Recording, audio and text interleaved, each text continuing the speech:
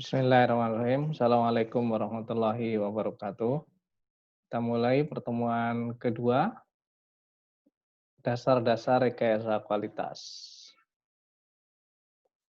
Ada dua topik besar, yaitu dasar-dasar desain dengan kualitas atau quality by design, dan yang kedua hubungan antara quality dan proses capability.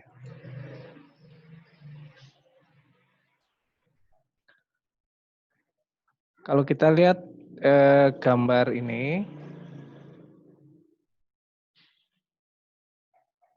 quality by design itu bisa dilihat dari proses antara produk di sebelah atas ini dengan proses. Jadi sebenarnya produk dan proses atau proses dan produk itu sesuatu yang tidak bisa dipisahkan. Misalkan Anda sebagai konsumen itu menginginkan produknya handal, awet, maka itu juga harus bisa diterjemahkan ke dalam desain sekaligus bagaimana proses membuatnya. Kalau kita lihat lingkaran kedua dari dalam ya, keinginan Anda tadi itu menjadi spesifikasi produk. Kemudian produk desain itu menjadi atribut kualitas. Jadi keinginan Anda menjadi atribut kualitas atau dalam bahasa yang lain nanti kita sebut sebagai respons. Sedangkan di sini di proses desain atau desain proses itu muncul proses parameter. Nanti ini akan kita bahas lebih dalam tentang proses parameter.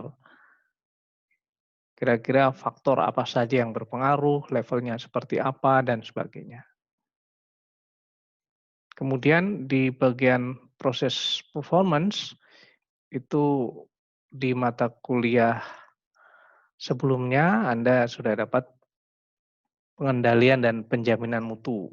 Ya, jadi ada proses kontrol. Bagian luarnya lagi ini berkaitan dengan product knowledge dan proses understanding. Dan kesemuanya ini harus kita lakukan secara terus-menerus proses improvement. Dan yang perlu dicatat di sini bahwa quality by design ya itu adalah hanya salah satu dari metode rekayasa atau engineering metodologi.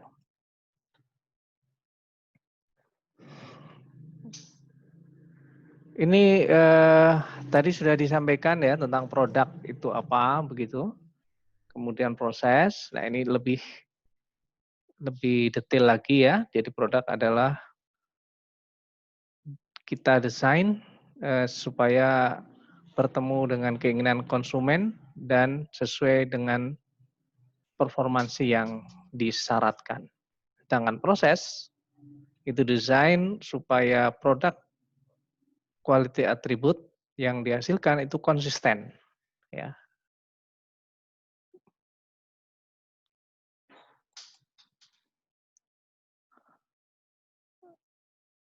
Di kualitas quality by design ini itu kita lihat dari tahap paling awal ya. Jadi kita selalu mulai dari raw material. Maka riset-riset material saat ini itu menjadi salah satu riset yang sangat penting ya untuk menghasilkan produk-produk berkualitas sangat tinggi ya.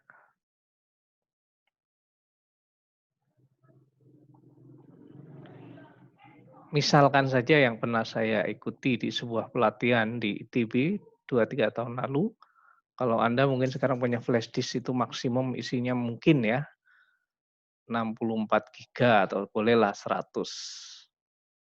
eee, giga gitu ya. Tapi sebenarnya teknologi saat ini itu sudah bisa membuat flash disk yang kecilnya itu bisa sampai 1 tera gigabyte. Itu semuanya dari riset material untuk menghasilkan produk yang sangat berkualitas.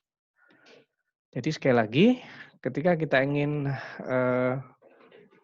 memakai konsep quality by design ya, jadi kualitas dimulai dari desain inilah kita harus sangat memperhatikan raw material.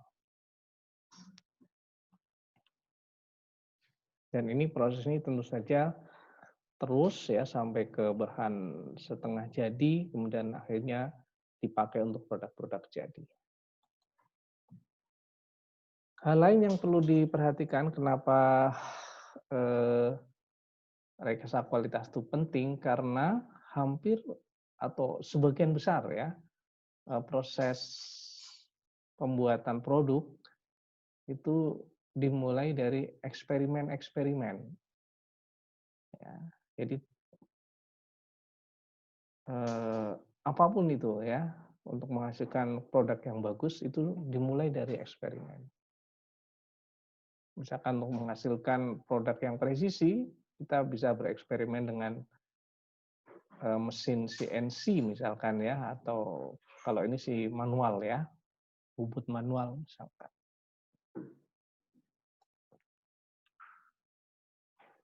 Ya, itu dua hal yang perlu kita perhatikan ya.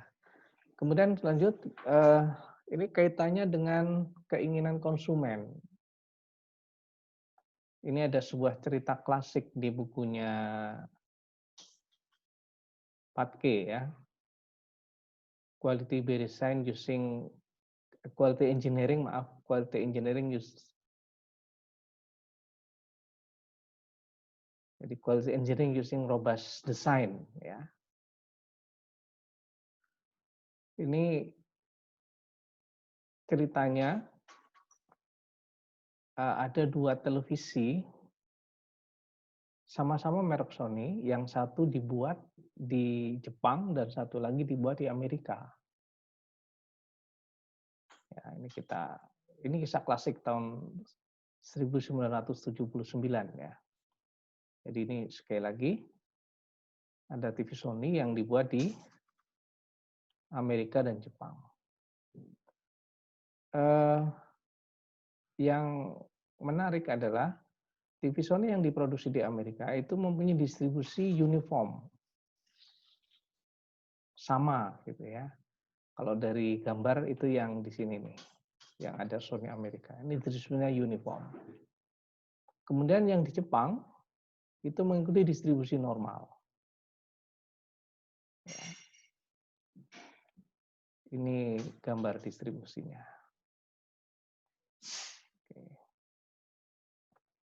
Nah, yang menarik adalah perbedaan persepsi customer terhadap kualitas TV yang dibuat Amerika dan dibuat Jepang. Walaupun kalau kita lihat kembali ke grafik ini ya. Kalau Anda lihat televisi Sony yang dibuat di Amerika itu semuanya sesuai dengan spesifikasi, tidak ada yang keluar dari garis M-5 dan M+5. Tetapi TV Jepang itu ada nih sebagian kecil yang keluar garis.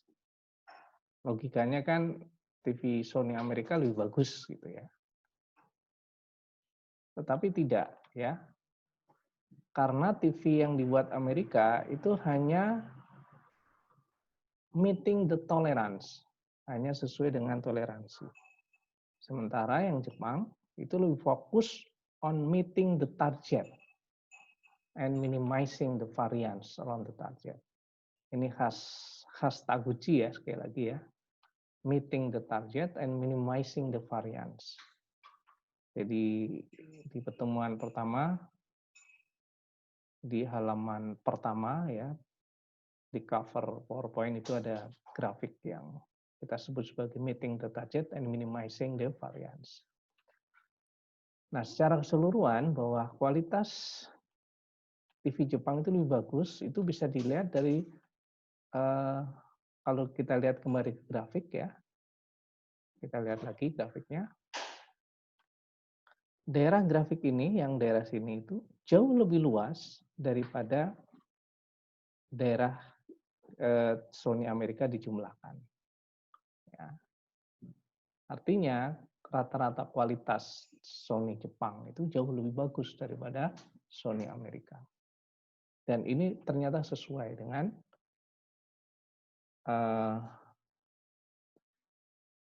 preferensi dari customer, di mana dia lebih suka Sony yang dibuat di Jepang. Nah, dari sinilah kemudian Taguchi mendefinisikan nih sedikit berbeda dengan yang pertama dulu kita definisikan, tapi intinya sama. Jadi Taguchi mendefinisikan kualitas sebagai the quality of a product is the minimum loss imparted by the product to society from the time the product is shipped.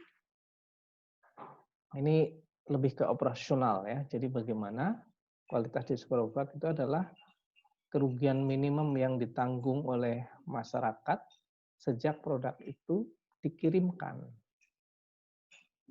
Ya, nah, ini loss ini yang kemudian kita tafsirkan nanti, kita operasionalkan. Ya, nah, secara umum loss itu yang bayar ya dua pihak ya, manufaktur dan masyarakat. Nah, dari loss inilah kemudian muncul apa yang disebut dengan quality loss function atau QLF. Jadi ini sebuah cara untuk mengkuantitatifkan ya, evaluasi secara kuantitatif kerugian kualitas yang disebabkan oleh functional variation. Nah, ini yang pertemuan pertama dulu. Ya, mudahnya rumusnya seperti ini. LY ya. L itu dari kata-kata loss function. M-nya itu target, kemudian Y-nya hasil pengukuran, delta 0 toleransi, A0 jumlah kerugian, maka ketika kerugiannya adalah 0, jika, sekali lagi, ini lebih kecil dari Y minus M, hasil pengukuran dikurang target, tanda mutlaknya lebih kecil sama dengan delta 0, dan A0 lainnya, jumlah kerugian.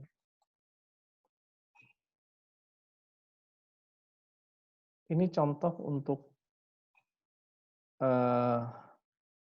fungsi step atau bertahap ya. Jadi kalau M minus delta 0 itu sampai M plus delta 0 ini ya kerugiannya 0. Nah, yang logis dan ini yang nanti dipakai banyak penelitian, terutama di Taguchi tipe yang pertama nanti, itu yang disebut dengan quadratic loss function. Jadi fungsi kerugian kualitas kuadrat. Ini rumusnya. Kuadratnya ada di sini ya. Jadi LY sama dengan K dalam kurung Y minus M kuadrat. Nah, untuk menafsirkan sekaligus menganalisis lebih lanjut tentang kerugian ini, itu kita kenalan dulu ya dengan 3 tipe karakteristik kualitas. Yang pertama adalah nominal the best, small the better, dan larger the better.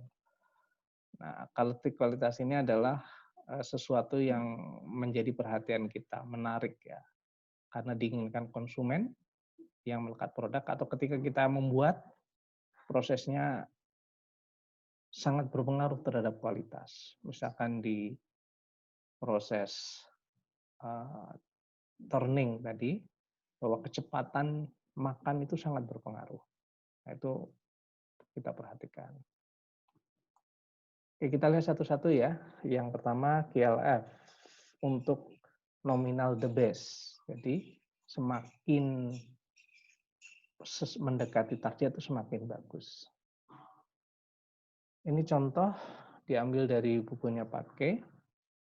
Misalkan seorang TV Sony tadi itu mempunyai karakteristik kualitas berkaitan dengan voltasenya itu dia menerima voltase 115 plus minus 20. Jadi targetnya 115, toleransinya itu 20 volt. Nah, untuk nominal dBs, quality loss function-nya itu bentuknya kuadratik tadi ya, seperti ini. Di mana K adalah H0 dibagi delta 0 kuadrat. Ini keterangannya ya. Jadi Y adalah hasil pengukuran, LY adalah kerugian dalam dolar atau dalam rupiah, M adalah target value-nya, dan K adalah cost koefisien atau koefisien harga. Contoh yang tadi ya, misalkan diketahui 100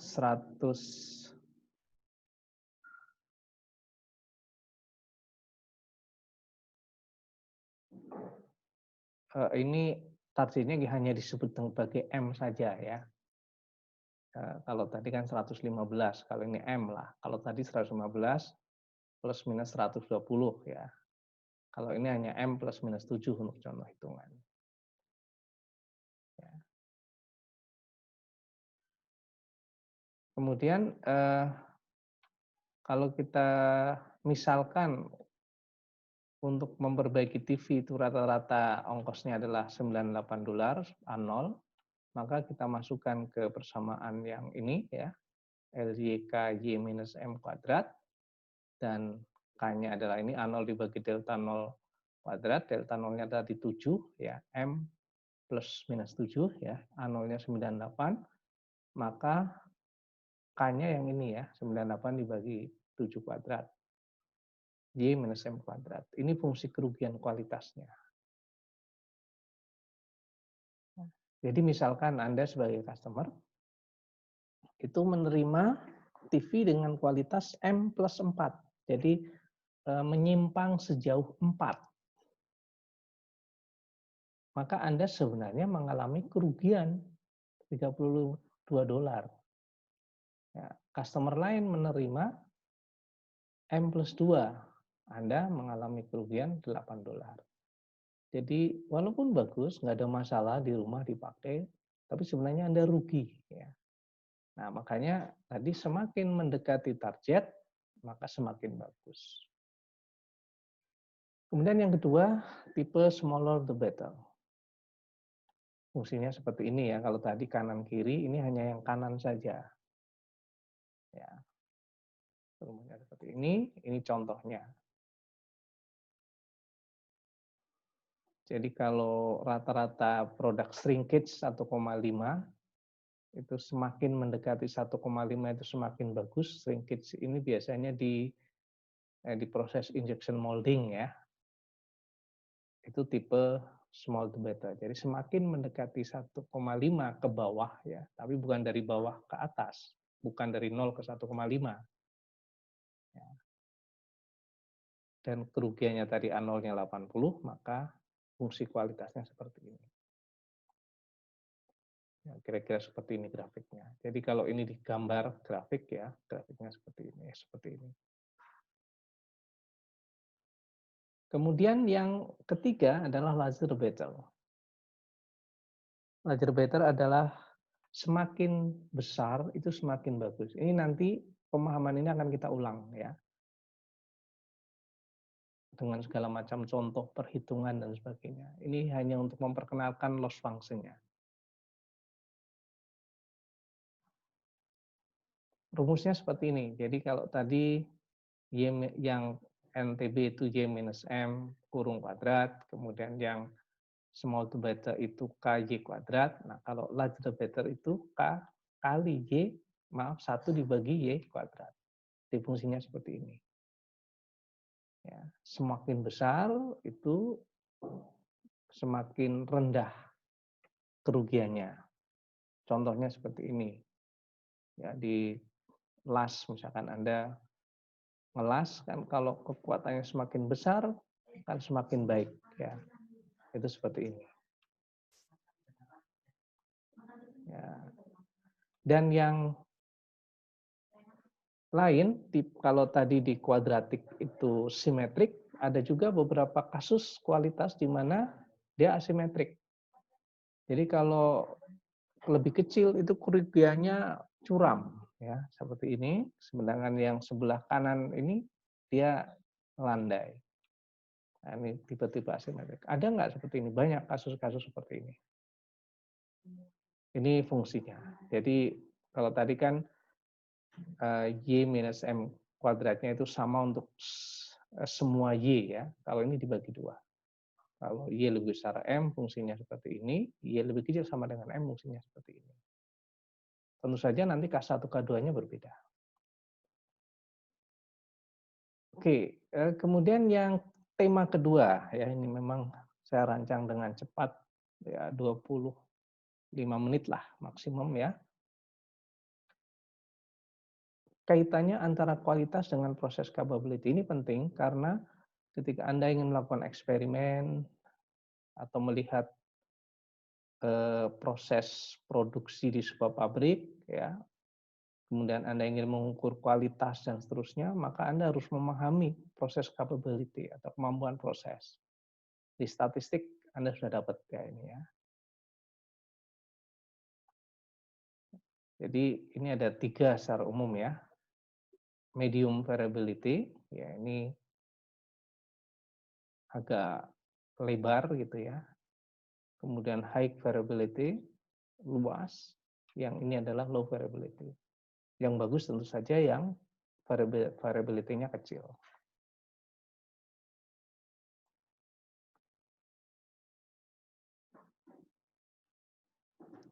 Nah, apa itu proses capability? Ini adalah sekali lagi ukuran ya, untuk mengetahui seberapa baik proses yang berjalan. Dan ukurannya adalah biasanya CPK atau boleh juga ada yang mengatakan PPK, Process Performance Index ya.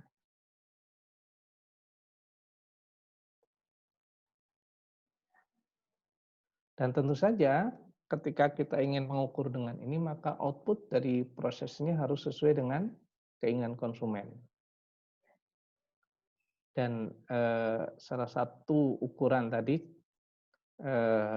untuk mengukur kapabilitas proses CPK atau ada juga yang nanti sebenarnya kita sebut sebagai CP saja gitu ya. Process Capability Index. Ini beberapa contoh gambar sekaligus kapabilitas prosesnya. Ya.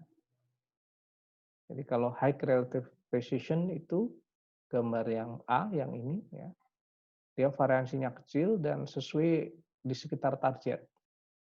Di mana kalau dilihat dari ininya ya, 6 sigmanya itu jauh lebih besar daripada 2T. Maaf, kebalik ya. 2T-nya jauh lebih besar dari 6 sigma. 6 sigma adalah ini, jarak dari sini ke sini. Ya. Kemudian dia medium relative precision ketika 6 sigmanya itu ya 2T-nya lebih besar tapi tidak sangat besar. Ya. Gambarannya seperti ini. Dengan yang terakhir adalah low relative precision ketika 2T-nya lebih kecil atau dia melebar. Ya, kembali kalau kita pakai prinsip Taguchi, semakin dekat dengan target maka semakin baik. Nah, kalau Anda lihat konsep Six Sigma, idenya dari sini ya. Jadi Six Sigma. Six Sigma-nya yang konsep itu kalau dibuat dalam angka statistik itu kira-kira hanya 3,4 cacat dalam 1 juta. Itu 6 sigma. Ya, jadi kalau Anda buat produk 1 juta, itu hanya 3,4 yang tidak sesuai. Atau yang keluar dari T ini ya. Itu kan luar biasa. Nah, ini ukuran-ukurannya. CP Index rumusnya adalah USL dikurang LSL dibagi 6 sigma. Atau CPK itu bagian atas atau bagian bawah, ya, upper atau lower. Ini mirip tadi ya, ketika CPK-nya, kalau Anda lihat tadi, ini yang C, ini kan yang low relative precision, di mana 2T-nya lebih kecil 6 sigma. Jadi kalau kita lihat, ke bawah harusnya. CPK-nya lebih kecil 1, ini rumusnya. Kalau 6 sigmanya besar ya, atau ininya lebih kecil, maka dia lebih kecil 1. Tapi kalau sama dengan 1 kira-kira sama. Jadi ini yang rendah ya, presisinya, atau di sini dengan kata lain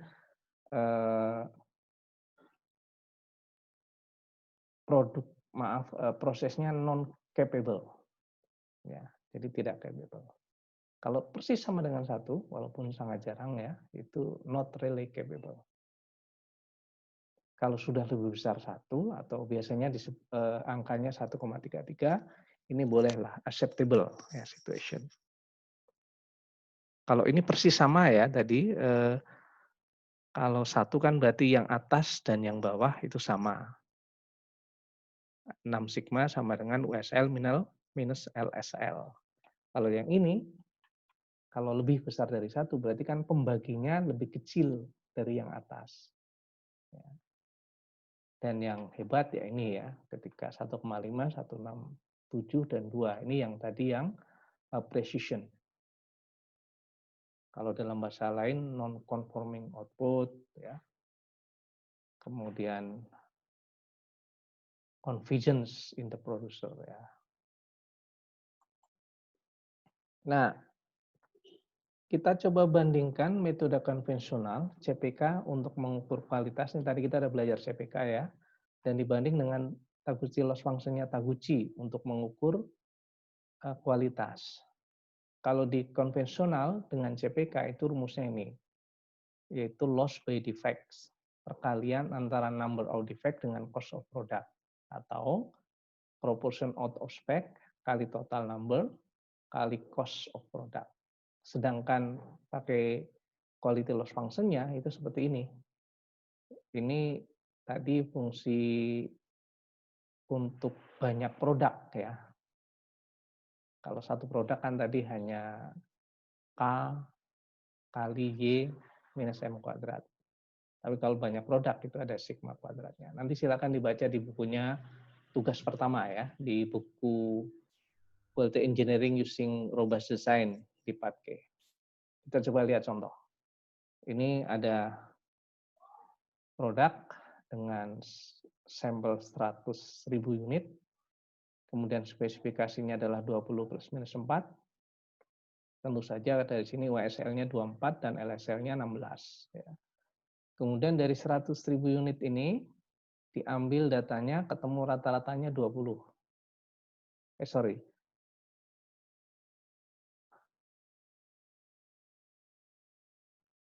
Iya, rata-ratanya 20, kemudian dengan standar deviasinya 1,33. Nah, kita masukkan di sini. USL, jadi kebetulan ya, mungkin karena banyak ya, 100.000 ya, 100.000 itu ya rata-ratanya mendekati spesifikasi ya. Kemudian kita masukkan di sini angkanya, USL minus Y coret, ya coret ini 4, kemudian kita masukkan ke sini. Kalau CPK kan tadi rumusnya ini ya, kita kembali ke atas ini. Nah ini, jadi CPK itu USL minus X coret dibagi 3 ini.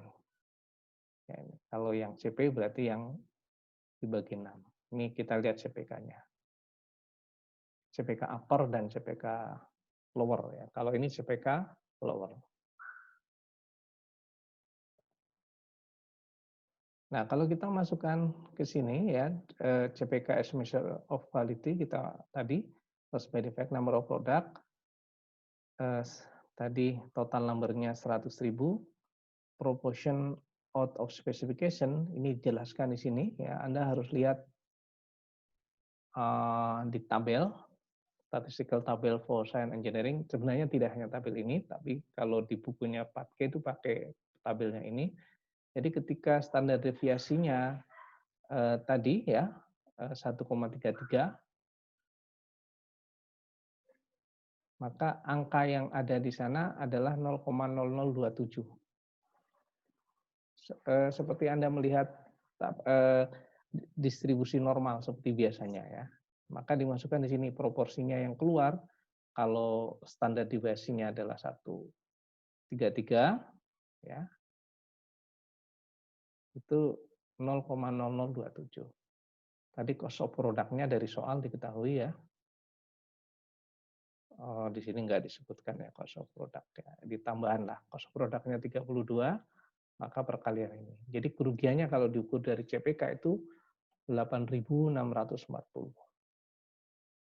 Nah, kalau kita lihat dari quality loss function atau by dispersion atau rumusnya adalah ini tadi ya. K-nya tadi didapatkan dari data 32 dibagi 4 kuadrat. Ini tadi sigma kuadratnya 1,33 kuadrat, 20 minus 20, karena ini ukuran datanya Y rata-ratanya dikurang M ini kan 20, 20, 0 ya, kali 100.000. Kalau Anda hitung di sini, hasilnya jauh lebih besar, 353.780. Nah, ini catatannya, loss by defect only predict a loss 8 ribuan. Sementara dengan quality of function-nya Taguchi, sebenarnya kerugian yang ditanggung masyarakat itu jauh lebih besar, yaitu 353.000 sekian. Nah, dengan kata lain, ternyata Taguchi, loss function-nya Taguchi itu lebih teliti dalam memprediksi kerugian. Nah, ini menguntungkan bagi konsumen. Konsumen menuntut ya supaya produsen melakukan perbaikan proses untuk menghasilkan kualitas yang jauh lebih baik. Oke, itu ini tugas kedua, nanti saya upload atau saya WA di grup WA. Demikian yang saya sampaikan, sudah 30 menit ternyata. Sampai ketemu lagi di materi berikutnya. Billahi taufiq wal hidayah. Assalamualaikum warahmatullahi wabarakatuh.